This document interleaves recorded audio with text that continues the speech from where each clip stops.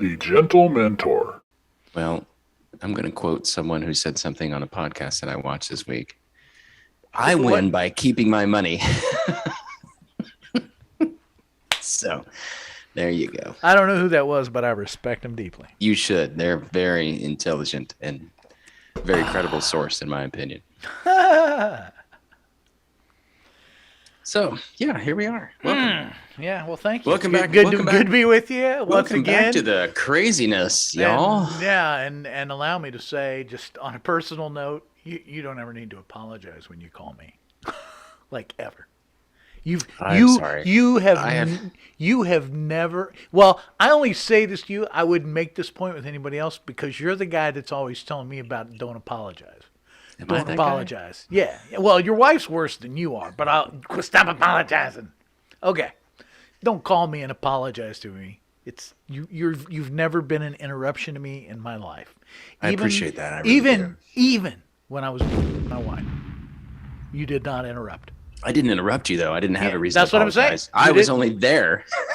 Yeah. Even then, you did not interrupt me. That's funny, and if you had, I would have just said, "Come in and take a seat. I'll be with you in a minute." Oh, jeez. It's funny, that'll all have to be edited out. I have given that speech probably, gosh, I don't know, 3 or 4 times in the past month or so to someone that I work with, because every time they call me, they're like, "Oh, hey, sorry." I'm like, no, don't apologize when you call me. Yeah, it only gets sillier that you're apologizing because I'm with Andy. It's like, yeah, don't interrupt us goofing off. Yeah, God exactly. So anyway, how's Andy? Is he doing well? You are always welcome. We invite you. your presence anytime you wanna cast a shadow on our little ring of mutineers. You just jump on in. I appreciate that. Thank you very much. Your invitation swings well in both ways, but you know what I mean.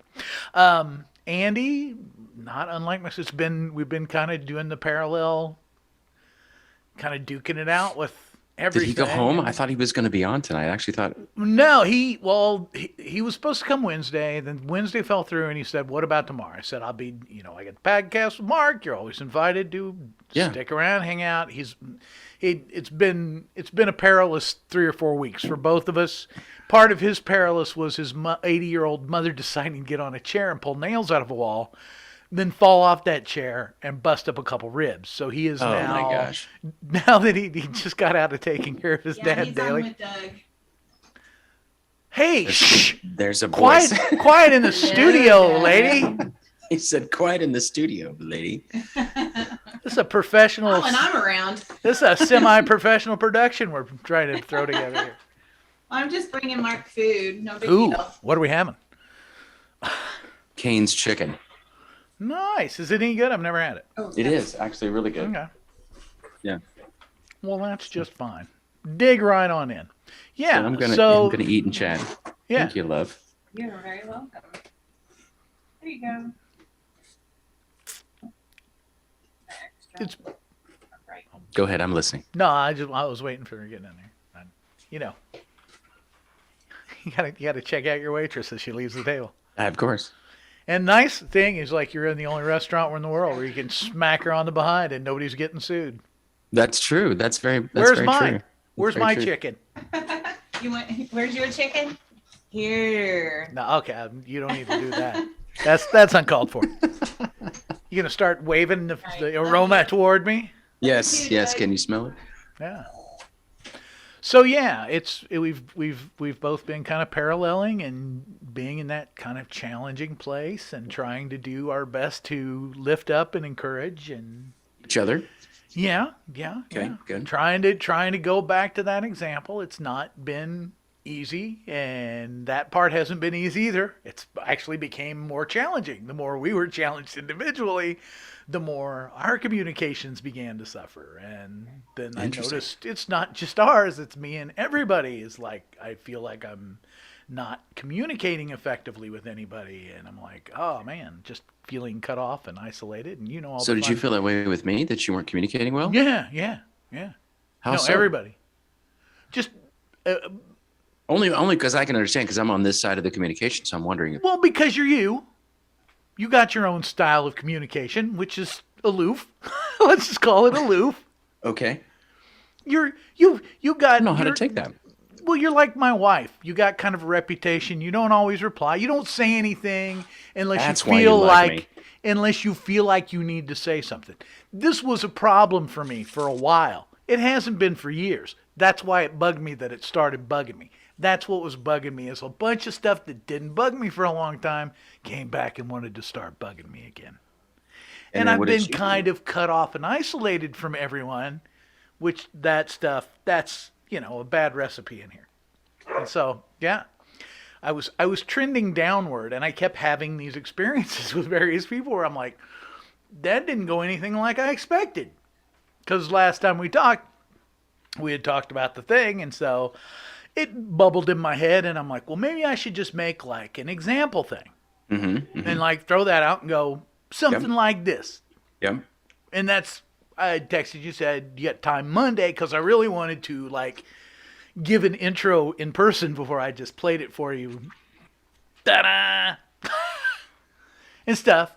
And so, And now I like, realized that I forgot to reply to that text message. well, like I said, I know you. I know who you are. I know it doesn't mean anything, but it Okay. ain't. That's not who I have to deal with all the time. And when I get in these isolation modes, like I've been lately, this last 3 weeks has been a tenuous time for me.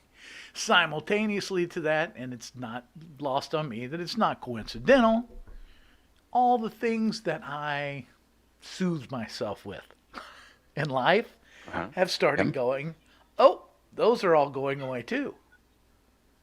How can you do this? Can you do this? Can you go through an extremely dry period? There has On not your own, without. isolated on my own, no consolation. And you want to find out how quick a consolation can go away, just try to find comfort in it. And you would not believe, I cannot believe, I sat and told Andy today the stuff that is gone from my life now. Next thing, they're going to take the bacon and want me to get circumcised. See, I don't like to draw lines anywhere. My theory of life is always that if it hurts, it's because you're hanging on to it too tight. So when God puts this in front of me and says, can you live without this? The best response is, I will absolutely let go of it and try. So I'm not resisting, because resisting extends the pain. Resisting makes it worse. So when those things come to me and go, this is something that you need to give up, that you're going to have to cancel, curb, it's temporary. I'm not saying that. That's the thing, is to not lose sight. This is life from now on. These are accommodations I'm making because I've taken on a responsibility. And that responsibility is doing exemplary stuff. And I don't want to F that up. right. Because if it was me, I would. And I don't want to do it accidentally. And I think that is probably the biggest move of maturity that anyone could. What's the word I'm looking for? Could be an example of, or they could do, because the fact that you can go, okay, I'm doing this one thing right here, but this requires me to sacrifice these other things of my own desire and my own pleasure and my own escape, or whatever those things are, that you're willing to do that. Because that's what happens to a lot of dads, a lot of men who get married. Did you just segue that? I did. Did you? Oh. Yeah. That's what happens to a lot of men when they get married. They're not willing to let go of their own stuff. You are my hero. That was. They're not willing. I didn't see that coming. You didn't. I thought we were a team. I thought you set me up for this. Oh, I'm down. Keep rolling. It was beautiful. I'm just admiring your work. I'm ready. That's the thing. We're not willing to give up those things. Just like when you become a dad. I'm sorry, I've got food in my mouth, but tough. We're just life, right? If people want real dad talk, this is what it's like. Be thankful he's not eating Velveeta over a kitchen sink. And I'd have to move everything in there and the lights and everything. And anyway, so yeah, that's what we do. We're not willing to give those things up. And therefore the relationships that we desire, the things that we desire, the outcomes that we desire, such as you helping this particular individual in your life, they fail because we're not willing to give up things that you're willing to give up temporarily, like, your own pleasures, playing the banjo and other things that have strings on them. And yeah. Other things you do with That's gonna be a tricky edit. Let me just say right now, that's gonna be a tricky edit. I'm gonna have to do the blur or something. I think of the story about the guy who builds the barn, the count the cost guy. Yeah. I didn't think of that story ahead of this experience, because if I had known what I was going to be confronted with, or the series of things that was going to come and be confronted with, I might not have. But here's the thing: a lot of people will take a look at the barn and go, "Oh, that's way too expensive," but not realizing that you need the barn because you've got things you need to put in the barn. You've got animals you need to put in there. You've got grain you got to put in there, whatever. And most men will go, "Oh no, I can't take him in. I can't take them into my house because that's just too expensive." My life is replete with examples of things that I walked by going, "Oh, that's too much work," and then later regretted. It's like, well, if you would have just done the work, you'd have it now. So yeah, I feel that. There was a moment where I thought, well, the whole Jesus thing's all about sacrificial love, and you can't love without sacrifice, and that's that's what fatherhood's all about. That's what it is. If you knew all the trouble that cute little thing you're taking home is, you would never take it home. But I want to back up. That's why they're cute. Back on up. Throw it in reverse. Back it up, because what you said about taking on. Okay, hold on. Oh, you said something about taking on things you didn't want to pay the price for, or they were too expensive or whatever. Here's what I admire about you.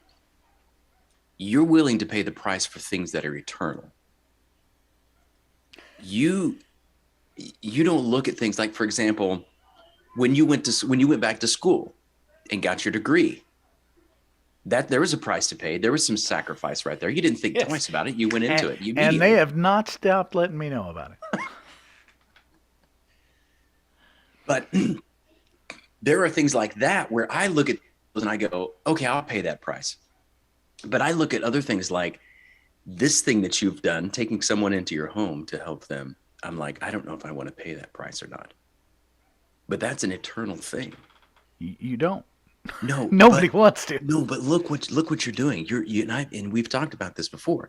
You're helping to facilitate some eternal changes in this person's life that are absolutely going to be epic for him in his entire life. I mean, from here on out, you are, and eventually it's going to change the eternity of this man. That's what I find amazing. I look at things and I like, okay, or playing the banjo, for example. I don't know how eternal is the banjo. I don't know if there are banjos in heaven or not. All I've seen are harps. There's going to be one, baby. There's going to be one. It's going to be one. It's going to be done. Because I got a play date with your dad, I'm pretty sure. Probably my dad, too, finds out I can play banjo. But still, those are the things that are eternal. Not the banjo, the other thing. The helping someone overcome something in their life and you sacrificing some of your conveniences for that. Exactly. That's all I'm saying. And that's exactly the hope. That's what gives me the whatever to get through it. Whatever it is that's getting me through it, because it ain't none of the stuff that would normally be getting me through it. And Lord, like I said, Jesus help me. I could not think of a better house guest, a more exemplary person to get along with. Has still not failed to shock and delight in every possible positive way. Got himself a job, started working yesterday. Did he? Yeah. Fantastic. Yeah. Great work. $22.50 an hour. What? Where? At a linen place here in town. They needed a maintenance guy and they found out he could weld. And they were like, "Oh, how much do you want?" And he's like, "How's 18 sound?" They're like, "We'll let you know." And they never called him back, so he went in yesterday morning. They're like, "How's $22.50?" Wow. Yeah. That's fantastic. I need emotional vacation, because that's what it all boils down to. It is exactly what you said earlier. What it is a series of inconveniences dressed up as boogeymen. Mm-hmm. You're going to run and get scared, or you're going to go, it's an inconvenience. I know how to deal with inconvenience. Yeah. Simon Sinek talks about I don't know if we talked about this or not, but he talked about Simon his company. Sinek? Yes. Oh, I'm changing my last name. You going to change it to Cynic? Maybe I'll hyphenate and go skeptic hyphenated cynic Ooh, there you go. or cynic skeptic. Go ahead. I'm sorry. Anyway, he talks about how you've got to have. He built into his company what they call duvet days. Yeah, Where- you mentioned Did we mention this before? Yeah. Yeah. So, and that's the whole thing. When you said I need an emotional vacation, you do. You need something. You need an opportunity where you can just disconnect and forget about it. And Yeah, I got Yeah. I got a taste today. It was definitely much appreciated. okay. I'm Okay. like I said, I'm good again. I'll be as good as I can for as long as I can. And So the term. So when you were talking a minute ago, you said something that I thought was very valuable. When and I'm thinking on the terms of people who are listening, because they think about when they've people got. are still listening. Well, Oh, I'm trying to turn this into something that people can put I'm trying to put a handle I'm on done. something. I'm done. You segue it into something. Okay, else. all right. I'm gonna And try to work fathers into it. You have served up a pot of coffee that's very hot and very delicious. Now I'm going to put a handle on it Bring donuts. so that we can pour it, and so that it doesn't burn our hands. And so you said something about you. Now, correct me if I'm wrong. You said something about you are now focused on the guy who told someone to write the message and deliver the message to you. What? How did you say that? We may have to go back. No, I'm not focused. I can spot him. Since Yeah. I learned how to spot the invitation. People call this, when you talk psychological talk, it's trigger. That's my trigger. The trigger. Right, that's your trigger. Yep. It's not a trigger. It's an invitation. You either Right. choose to accept it or you take a pass on it. Right. So yeah, that's how it started. It's like, okay, I got to learn to see that that's just an invitation.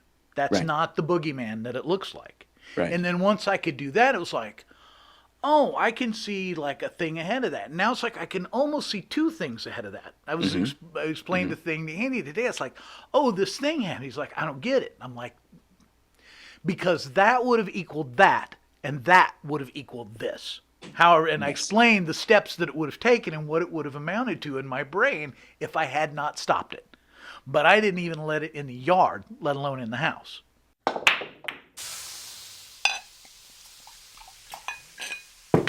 The Gentlementor.